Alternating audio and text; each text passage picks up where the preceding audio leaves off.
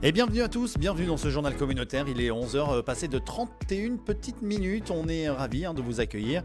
On va rappeler, mesdames et messieurs, que la paracha de la semaine, c'est la paracha Miketz et que Shabbat rentrera à 16 h 48 et sortira à 17 h 56. Alors, dans ce journal communautaire, on va vous parler de pas mal de choses, des explications, comment allumer la bougie de Hanouka, comment ça se passe, le mode d'emploi, évidemment. Nous aurons dans un instant également le Rav El Grissi au téléphone qui nous parlera de ce défilé de Hanoukiot sur voiture qui aura lieu dimanche soir. Il nous parlera également de son allumage qui a eu lieu donc à Castellane avec un grand succès. Mais avant, j'ai été dans la rue, enfin c'est pas moi, c'est notre reporter, notre envoyé spécial qui nous propose ce micro-trottoir pour savoir un petit peu qu'est-ce que vous pensez, comment ça se passe pour vous, la fête de Hanouka chez vous. On y va, on écoute le micro-trottoir.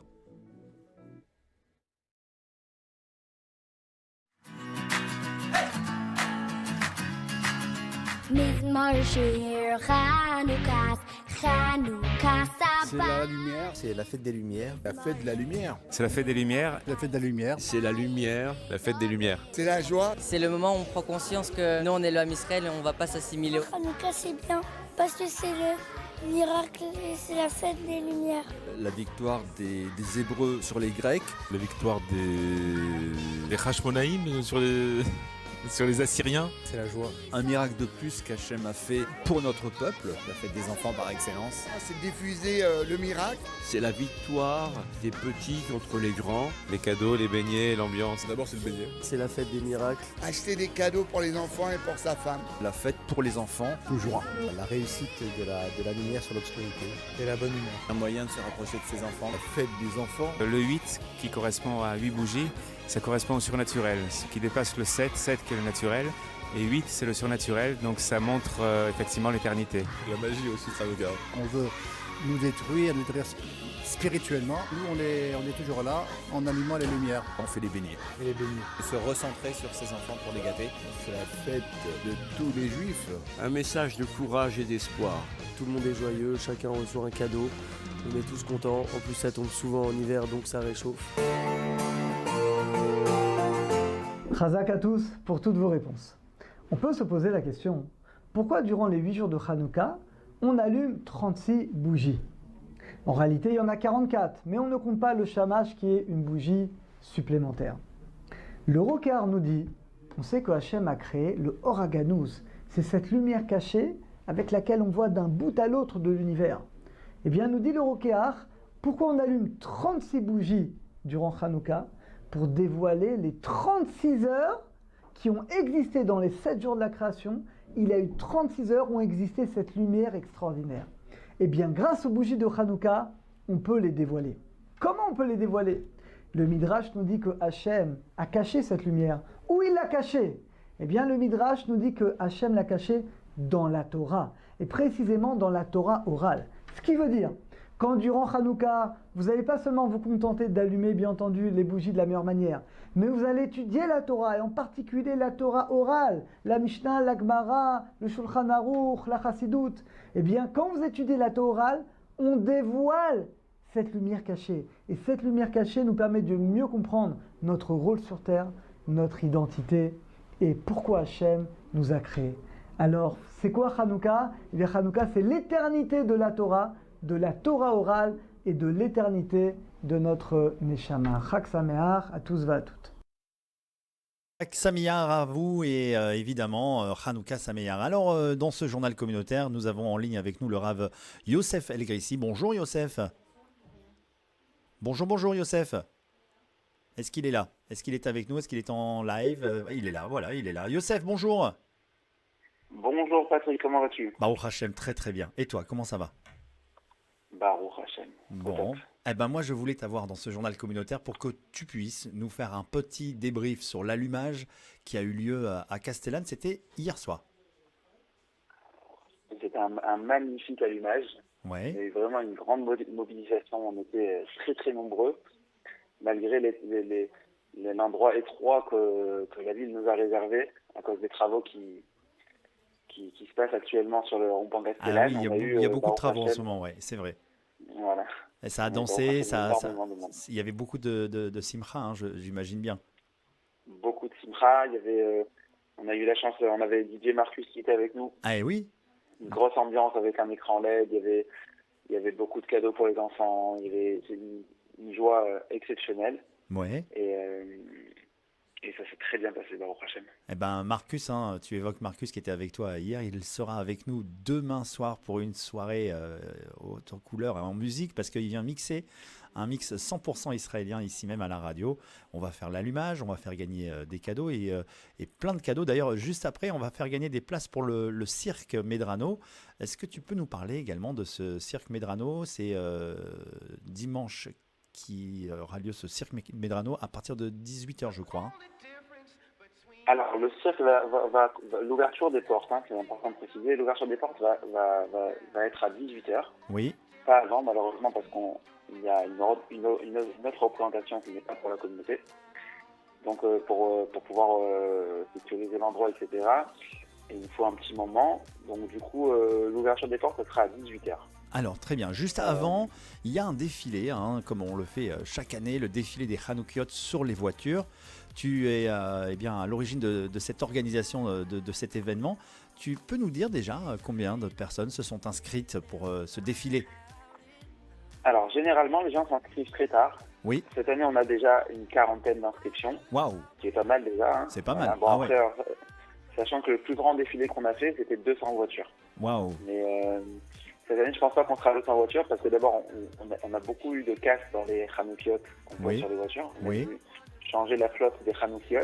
D'accord. Donc pour l'instant, on est encore sur la transition puisque les nouvelles Hanoukiot coûtent un peu cher, etc. Donc on a racheté une trentaine. Il en reste quelques dizaines aussi l'année dernière. Donc j'espère qu'on va arriver à au moins une centaine de voitures pour faire un beau défilé. Alors, comment ça se passe si on veut défiler et s'inscrire ? Est-ce qu'il y a un numéro de téléphone ? Est-ce que je le donne à l'antenne pour le défilé ? Alors, tout se passe en fait sur le site internet bhm6.fr. Oui. B de bête, comme bête, H de Chabad, oui. M de Marseille, 6, le chiffre 6.fr. Et en fait, sur le site, on peut réserver directement la Hanoukia à placer sur la voiture. D'accord. Et bien entendu, réserver les places de cirque. Alors, si les personnes n'arrivent pas à le faire en ligne, ils peuvent le faire aussi par téléphone. Oui. Au 06 52 23 77 41. Je répète, comme ça, au cas où si les personnes n'ont pas encore pris leur stylo, 06 52 23 77 41. Allez, voilà, c'est bien précisé. Je le répète, 06 52 23 77 41, c'est le numéro de téléphone. Le départ se fait à 17h au P5 du Vélodrome, parking 5 du Vélodrome, pour ce grand défilé. Et donc, appelez, réservez votre Hanoukia sur la voiture pour assister à ce fabuleux défilé où nous aurons à l'intérieur du défilé un envoyé spécial, un grand reporter qui nous fera vivre l'événement ici même à la radio, dans les studios. On pourra l'avoir par téléphone et ce sera donc le soir à partir de 17h ici même dans les studios de Radio JM. C'est bien ça, hein ? Alors, exactement. Alors Patrick, si tu me permets, ouais. Une petite précision concernant le défilé. Toutes les personnes qui vont être dans le défilé, qui vont assister à la parade de Hanouka, pourront se garer à l'intérieur du cirque. C'est-à-dire, il y a le cirque à la place du David. Et bien, sur les plages de Gaston de Fer qui sont juste derrière, pourront rentrer leur voiture à l'intérieur et se garer là-bas. D'accord. Encore une fois, c'est par mesure de sécurité pour le défilé. Bien sûr. Toutes les personnes qui auront la Hanoukia sur le toit pourront entrer. Ce sera plus facile pour se garer. Donc, les personnes qui sont intéressées à venir au cirque et qui n'ont pas envie de se prendre la tête pour se garer, vous pouvez participer aussi au défilé. Ça sera un grand kiff pour vous et pour nous aussi. Et en plus de ça, vous serez facilement garable dans le parking du cirque. Important, les consignes de sécurité. En tout cas, merci Youssef d'être venu au micro de ce journal communautaire pour nous parler de tous ces nombreux événements que tu organises pour notre communauté juive à Marseille. Je te souhaite Hanouka Sameach, un grand Shabbat Shalom. Merci Patrick. Et plein de bonnes choses. Si tu me le permets, Patrick, oui. La semaine dernière, tu m'as raconté une histoire sur Hanouka. Oui, exactement. Alors, je voudrais t'en partager une aujourd'hui. Allez, moi je suis partant et les auditeurs attendent bien ces histoires fabuleuses. Alors, on a fait plusieurs allumages cette année, bien sûr, un peu partout. Parmi un des allumages qu'on a organisé, il y avait une personne que j'ai revu, j'avais croisé, j'avais rencontré il y a plus de 7 ans, 8 ans. Oui. Et avec qui on avait mis la première fois le téfilin il y a 8 ans de ça. On avait fait la bar mitzvah. C'était pas en France, c'était en Pologne. Et pour la marche du vivant, je l'avais rencontré là-bas. Et une personne vraiment très gentille, très agréable. Et on avait perdu contact. Et je l'ai revu à cet allumage-là. Et on a remis les téfilines ensemble pour la deuxième fois. Et en discutant, il m'a raconté que sa famille était une famille déportée, etc. Et j'espère que Bezrat Hashem, avec le Hachem, on va pouvoir faire la Brit Mila cette année. Amen. Un monsieur très âgé, un âge assez avancé. Bezrat Hashem, on espère que les lumières de Hanouka vont éclairer encore plus grâce à cette belle mitzvah, on espère. On va tout faire, si Dieu veut, pour que ça se passe pour que ça se passe bien, si Dieu veut. Ah ben écoute, c'est Histoire, encore de belles histoires. Vraiment une belle histoire, et des belles histoires, il y en a tout plein hein, dans les livres également du Rabbi. Merci en tout cas, merci à toi, merci. Et donc comme je te le disais, Shabbat Shalom, Hanouka Sameach, on se donne rendez-vous donc dimanche soir avec ce défilé. Côté journal communautaire, je vous propose l'explication, le mode d'emploi, comment préparer, comment allumer les bougies. On écoute ce magnéto, on y va dans le journal communautaire. Tout de suite, on se retrouve après. À l'époque du Second Temple, les Grecs saccagèrent le temple et interdirent aux Juifs l'étude de la Torah et la pratique des mitzvot. Après la victoire des Juifs, les Kohanim purent allumer la menorah grâce à la trouvaille d'une petite fiole d'huile n'ayant pas été souillée et qui s'avéra suffisante pour illuminer le temple pendant 8 jours. Pour perpétuer ce miracle, témoignage de l'amour d'Hachem pour son peuple, nous allumons la Hanoukia chaque année durant 8 jours à partir du 25 Kislev, jour de la victoire du spirituel sur le matériel. Après avoir récité le schéma, on allumera la Hanoukia à l'heure de la sortie des étoiles. Les Ashkénazes allument à l'heure de la Shkia, le coucher du soleil. En cas d'impossibilité, on se dépêchera d'allumer dès que possible. Dans la demi-heure qui précède l'heure de l'allumage, il est interdit de consommer une quantité supérieure à 58 grammes de gâteau ou de pain, mais il est permis de consommer des fruits, des légumes, de la viande ou encore du poisson. Il en est de même si l'heure de l'allumage est déjà arrivée.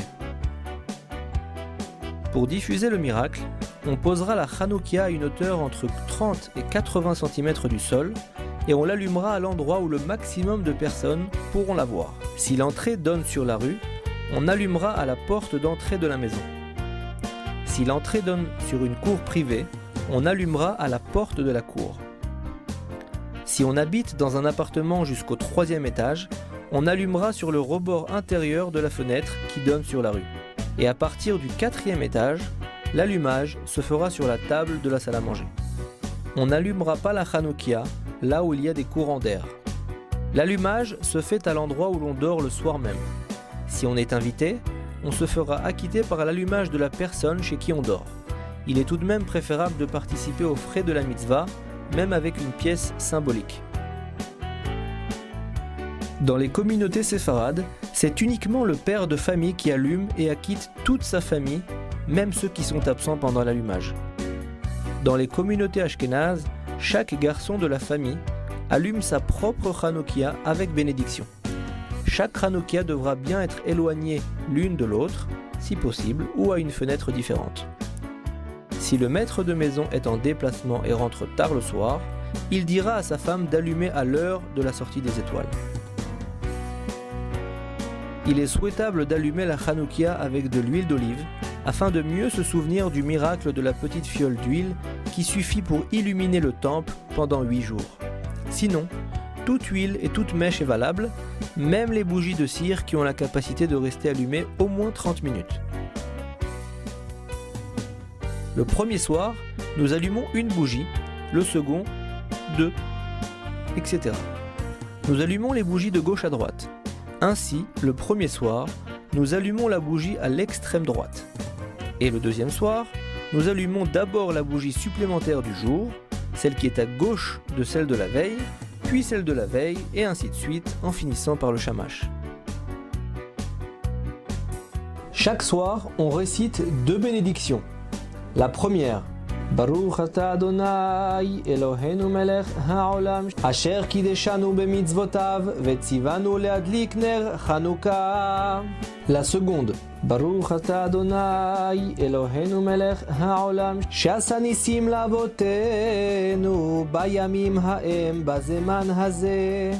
Le premier soir uniquement, on ajoute une troisième bénédiction avant l'allumage. ברוך אתה אדוני אלוהינו מלך העולם שהחיינו וקיימנו והגיענו לזמן הזה. Il est interdit de s'interrompre entre les bénédictions et l'allumage de la première bougie. Il faut attendre que la majeure partie de la mèche flambe avant de retirer sa main. Après l'allumage de la première bougie, on récite le passage Hanerot à la lune. Après l'allumage, il est bien de rester à côté des bougies et les contempler afin de s'imprégner de leur sainteté tout en priant Hachem de mériter d'accomplir ses mitzvot et d'être proche de lui.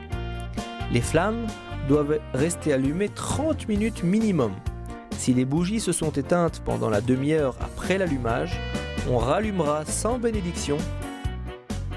Durant la demi-heure qui suit l'allumage, il sera interdit d'utiliser les lumières de la Hanoukia pour une autre utilité, comme se réchauffer ou s'éclairer par leur biais. Aussi, les femmes ne doivent pas effectuer de travaux ménagers dans la première demi-heure pendant laquelle les bougies sont allumées, comme par exemple coudre, repasser ou laver du linge. L'huile et les bougies restant dans la Hanoukia sont réservées exclusivement à la mitzvah des bougies de Hanouka. À la fin de la fête, il faut les brûler tout de suite ou attendre la veille de Pessah pour les brûler avec le Hametz.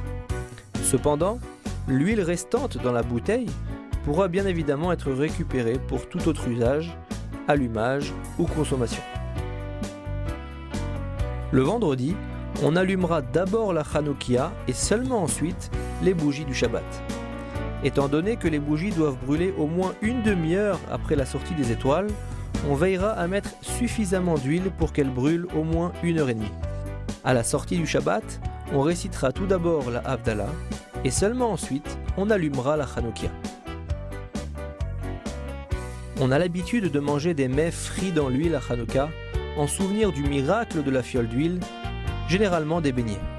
De plus, étant donné que le but des Grecs était de nous écarter de la Torah et détruire l'éducation juive, on a l'habitude d'offrir des cadeaux ou de l'argent aux enfants, afin de les encourager à étudier la Torah et accomplir les mitzvot.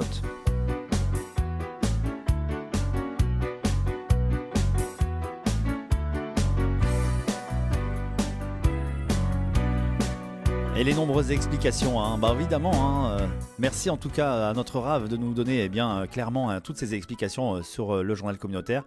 Alors je vous propose dans ce journal communautaire, vu que c'est la grande fête de Hanouka avec évidemment tous ces cadeaux qui sont à gagner, on va vous proposer, mesdames et messieurs, dans le cadre de ce journal communautaire, de nous téléphoner au standard 04 91 37 78 78 et le Rav Yosef El-Grissi nous offre des places pour le cirque qui aura lieu dimanche soir à partir de 18h au Prado. Donc vous pouvez nous appeler dès à présent. On va faire le premier appel, le deuxième appel qui repartira avec des places pour aller au cirque. Je le rappelle, le grand cirque Medrano sur le Prado, le cirque spécial Hanouka. Pour la première et deuxième personne qui nous joue en standard, 04 91 37 78 78 repart avec ses places. Mais en attendant, nous on continue avec ces nombreuses explications de Hanouka enregistrées par nos nombreux rabbinim ici à la radio. On écoute un nouveau magnéto.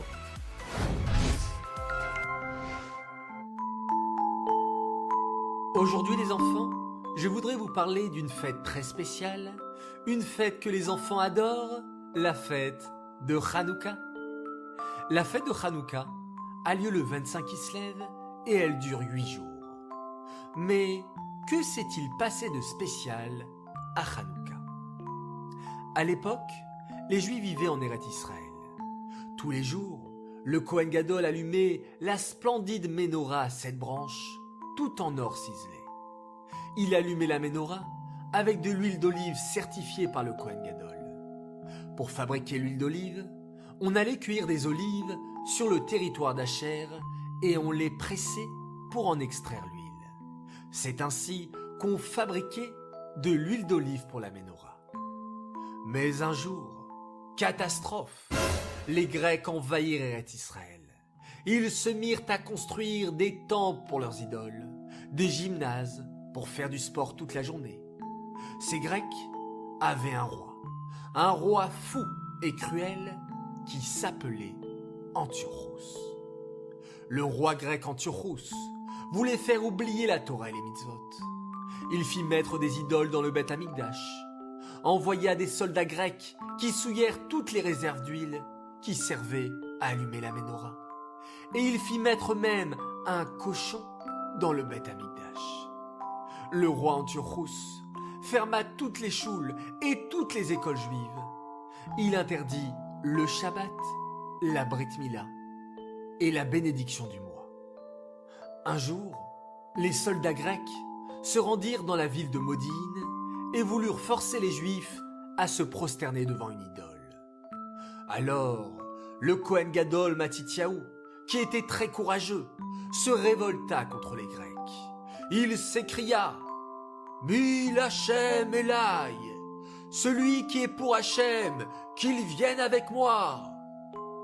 Beaucoup de Juifs se joignirent à Matityahu et, ensemble, ils décidèrent de combattre les Grecs.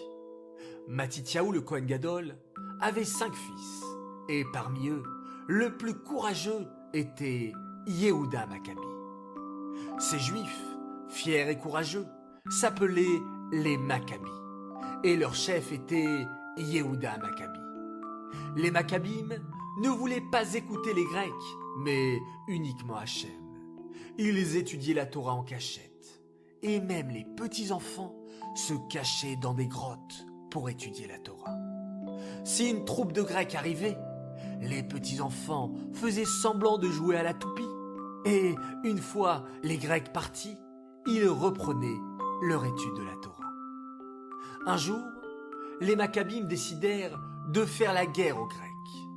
Les Maccabim étaient une toute petite armée, alors que les Grecs étaient très nombreux, bien armés et entraînés pour la guerre, avec des chars et des éléphants. Mais les Maccabim n'eurent pas eu peur. Ils proclamaient « Hachem nous aidera !» Et Hachem fit un miracle. La petite armée de Maccabim vainquit la puissante armée grecque. Victoire! Les Maccabim se rendirent alors au Beth Amikdash. Mais quelle tristesse! Il y avait des idoles dans le Beth Amikdash. Tout était en désordre. Mais Yehuda Maccabi dit alors « Ne nous décourageons pas. Nettoyons le Beth Amikdash, la maison d'Hachem. » Les Maccabim nettoyèrent le Beth Amikdash, mais lorsqu'ils voulurent allumer la menorah, catastrophe! Toutes les fioles d'huile d'olive avaient été souillées par les Grecs. En cherchant bien, les Maccabim ne réussirent à trouver qu'une seule petite fiole d'huile, qui n'avait pas été souillée par les Grecs. Elle était restée bien fermée avec le sceau du Kohen Gadol. Cette fiole était bien petite. La quantité d'huile qu'elle contenait était à peine suffisante pour allumer la menorah un seul jour. Et là, Hachem fit un second miracle. L'huile qui avait été mise dans les coupelles de la menorah ne brûla pas un jour, mais 8 jours. Entre-temps, on avait eu le temps de fabriquer de l'huile bien cachère pour la menorah. En souvenir de cela, les Juifs fêtent Hanouka durant 8 jours. Nous allumons une bougie le premier soir et nous ajoutons une bougie supplémentaire chaque soir. Ainsi, le dernier soir, nous allumons 8 bougies. Nous allumons les bougies de Hanouka à l'aide d'une bougie spéciale que nous appelons le shamash et que nous laissons à côté des bougies de Hanouka. Puis, nous récitons 2 bénédictions. Baruch ata Hashem, Elokeinu melech haolam, asher kideshanu bemitzvotav etzivanu, leadlik ner Hanouka. Et Baruch ata Hashem, Elokeinu melech haolam, she'asa nissim la'avotenu, bayamim hahem bizman hazeh. Le premier soir de Hanouka, nous ajoutons la bénédiction.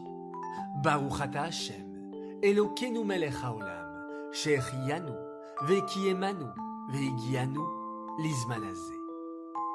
Nous placerons la Hanoukia à côté de la porte ou d'une fenêtre pour faire Pirsoumanes, pour diffuser le miracle et que tous sachent qu'Hachem fait des grands miracles pour nous, le peuple juif.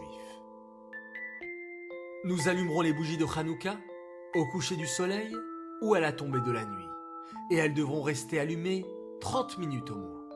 Ces bougies de Hanouka sont kadosh, saintes. Nous n'aurons pas le droit de nous en servir pour lire ou allumer un feu. Le vendredi, nous allumerons d'abord les bougies de Hanouka et ensuite les bougies de Shabbat. À Hanouka, nous avons la coutume de manger des beignets frits dans l'huile, en souvenir du miracle de la petite fiole d'huile.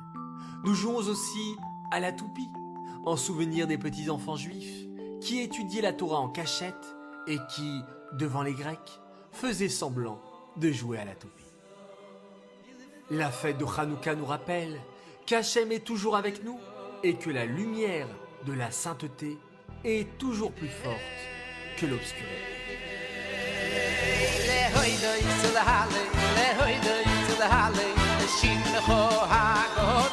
Ah, évidemment, l'explication de la fête de Hanouka pour les enfants, c'est important que je le fasse dans le journal communautaire parce que tous ces enfants qui vont manger les beignets, qui vont allumer les bougies, oui, évidemment. Alors, je vais vous souhaiter à vous tous donc un Hanouka Sameach, que des bonnes nouvelles et que la lumière soit dans tous vos foyers. On va écouter une petite chanson, c'est une auditrice qui nous a envoyé sa petite chanson de Hanouka. On écoute la petite chanson de Hanouka et puis on va évidemment se dire à la semaine prochaine pour un tout nouveau numéro du journal communautaire. Shabbat Shalom à tous. Radio GM vous souhaite un joyeux Hanouka. Une bougie de Hanouka.